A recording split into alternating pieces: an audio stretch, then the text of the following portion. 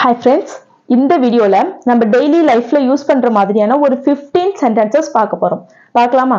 So வீடியோக்குள்ள போறதுக்கு முன்னாடி நீங்க இன்னும் நம்ம சேனலை சப்ஸ்கிரைப் பண்ணலனா இப்பவே சப்ஸ்கிரைப் பண்ணிக்கோங்க. சப்ஸ்கிரைப் பண்றது உங்களுக்கு ரொம்பவே சின்ன விஷயம். ஆனா இது எனக்கு ரொம்ப பெரிய விஷயம். So please do subscribe our channel. So இப்போ லாஸ்ட் வீடியோல பார்த்த டெஸ்ட் யுவர் நாலேஜ் அப்படின்ற சென்டென்ஸ் தமிழ் சென்டென்ஸ் ஒன்று சொல்லியிருப்பேன். அதை உங்களை இங்கிலீஷ்ல எப்படி சொல்லணும்னு கமெண்ட் பண்ண சொல்லியிருப்பேன். ஸோ அதுக்கான ஆன்சர் என்னன்னு நான் இப்போ சொல்றேன்.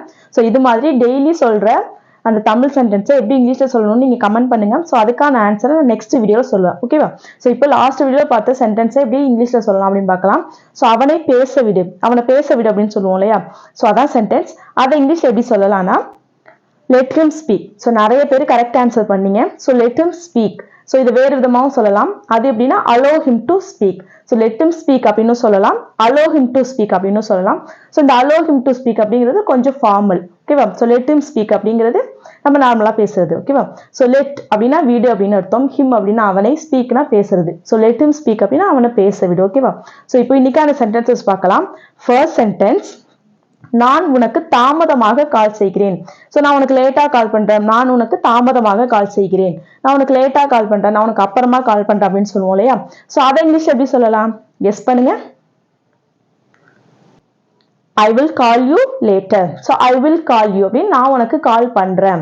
ஸோ லேட்டர் அப்படின்னா தாமதமா, லேட்டா, அப்புறமா அப்படிலாம் சொல்லுவோம் இல்லையா? ஸோ அதுக்கு later, I will call you later. ஓகேவா? ஸோ நீ எனக்கு தாமதமாக கால் செய். ஸோ நெக்ஸ்ட் சென்டென்ஸ், நீ எனக்கு தாமதமாக கால் செய். நான் இப்ப வேலையா இருக்கேன், நீ எனக்கு கொஞ்சம் நேரம் கழிச்சு கால் பண்ணு அப்படின்னு சொல்லுவோம் இல்லையா? ஸோ அதை இங்கிலீஷ் எப்படி சொல்லலாம்? கெஸ் பண்ணுங்க.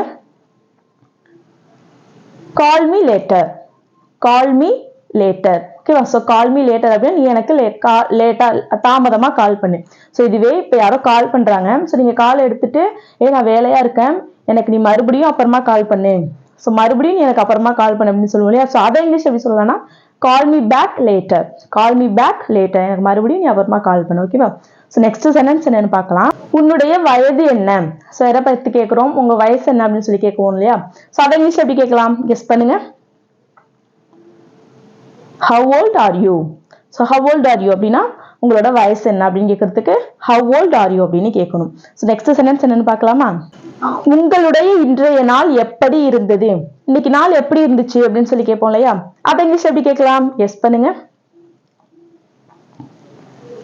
ரொம்பவே simple. How was your day today? How was your day today? How was your day? இருந்தது அப்படின்னு தானே சொல்றோம், அதனால was. ஓகேவா? ஸோ இப்ப நாள் எப்படி இருக்கு அப்படின்னு கேட்கணும்னா how is your day அப்படின்னு கேட்கலாம்.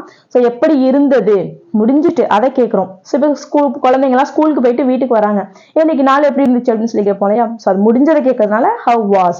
How was your day today? இன்னைக்கு நாள் எப்படி இருந்துச்சு. ஸோ இதுவே வீக்கெண்ட் முடிஞ்சு மறுபடியும் நீங்க ஆஃபீஸ்க்கோ ஸ்கூலுக்கோ போறீங்க, வீக்கெண்ட் எப்படி போச்சு அப்படின்னு சொல்லி கேட்போம் இல்லையா? அதை இங்கிலீஷ் எப்படி கேட்கலாம்? கெஸ் பண்ணுங்க. Same like before, how was your weekend? How was your weekend? ஓகேவா? ஸோ இப்போ நெக்ஸ்ட் சென்டென்ஸ் என்னன்னு பார்க்கலாம். இங்கு வருவது உங்களுக்கு முதல் தடவையா? ஸோ ஏதோ நீங்க ஒரு இடத்துக்கு போறீங்க, அங்க யாரோ இருக்காங்க, ஃபர்ஸ்ட் டைம் இங்க வரீங்களா அப்படின்னு சொல்லி கேட்பாங்க இல்லையா? அதை இங்கிலீஷ் எப்படி கேட்கலாம்? கெஸ் பண்ணுங்க. Is this your first time here? Is this your first time here? Is this your first time அப்படின்னா இது உங்களுக்கு ஃபர்ஸ்ட் தடவையா? ஹியர் அப்படின்னா இங்க ஃபர்ஸ்ட் தடவையா, உங்களுக்கு நீங்க ஃபர்ஸ்ட் தடவை வரீங்களா அப்படிங்கிறது. ஓகேவா? So is this your first time here? So next sentence என்னன்னு பார்க்கலாம். எனக்கு உதவி செய்ய முடியுமா? ஸோ எனக்கு ஒரு ஹெல்ப் பண்றீங்களா அப்படின்னு சொல்லி கேட்போம். இதெல்லாம் அடிக்கடி நம்ம யூஸ் பண்ணுவோம் இல்லையா? ஸோ எனக்கு ஒரு ஹெல்ப் பண்றீங்களா அப்படிம்போம். அதை இங்கிலீஷ் எப்படி சொல்லலாம்? கெஸ் பண்ணுங்க. Very simple. Can you help me? Can you help me. So நம்ம பொலைட்டா கேட்குறோம், அதனால கேன். ஓகேவா?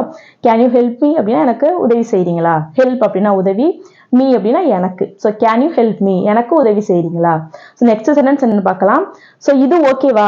இப்போ ஏதோ ஒன்று கேட்குறோம், நீங்க ஏதோ போய் ட்ரெஸ் வாங்குறீங்க, ஸோ அதை சென்ட் பண்ணிட்டு இந்த ட்ரெஸ் ஓகேவா அப்படின்னு சொல்லி கேட்குறீங்க இல்லையா? ஸோ அதை இங்கிலீஷ் எப்படி சொல்லலாம்? கெஸ் பண்ணுங்க. Is this okay?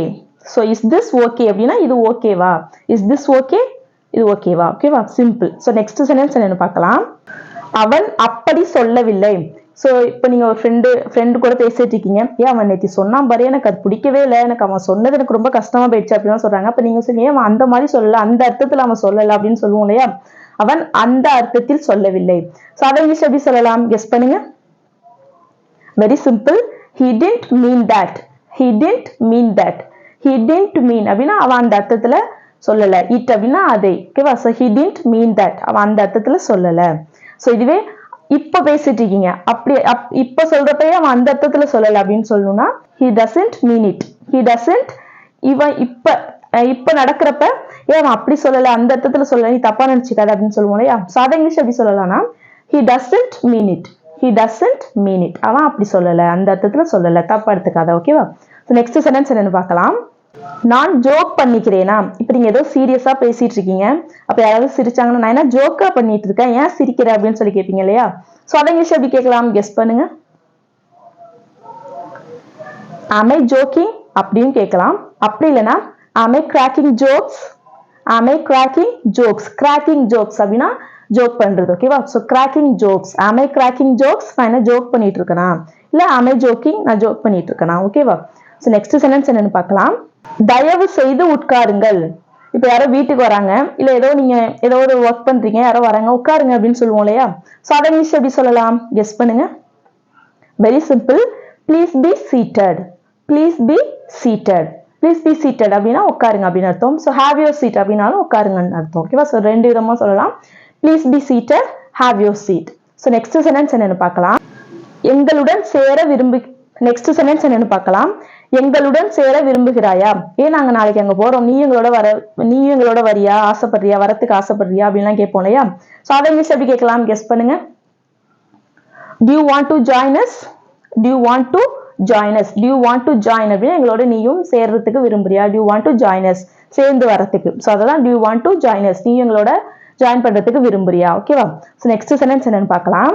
இது உனக்கு தேவையில்லாத விஷயம். சோ ஏதோ நீங்க பேசுறீங்க, அப்ப யாரோ உங்களுக்கு ஏதோ சொல்றாங்க, கோவமா இது உனக்கு தேவையில்லாத விஷயம், என் விஷயத்தில் தலையிடாது அப்படின்லாம் சொல்லுவோம் இல்லையா?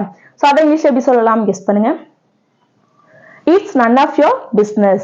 It's none of your business அப்படின்னா என் விஷயத்தில் தலையிடாத, இது உங்களுக்கு தேவையில்லை அப்படின்ற மாதிரி it's none of your business. ஓகேவா? So that's all friends. இன்னைக்கான 15 sentences கம்ப்ளீட் பண்ணியாச்சு. ஸோ இன்னைக்கு நம்ம பார்த்துருக்க சென்டென்சஸ் எல்லாமே நம்ம டெய்லி லைஃப்ல யூஸ் பண்ற சென்டென்சஸ் தான். ஸோ உங்களுக்கு எங்கெல்லாம் சான்ஸ் கிடைக்குதோ அங்கெல்லாம் அந்த சான்ஸை மிஸ் பண்ணிடாம நீங்க இங்கிலீஷ்ல இந்த சென்டென்சஸ் எல்லாம் மனப்பாடமாவது பண்ணிக்கோங்க. ஸோ கண்டிப்பா யூஸ் பண்ணுங்க. ப்ராக்டிஸ் பண்ண கண்டிப்பா சூப்பரா உங்களால இங்கிலீஷ் பேச முடியும்.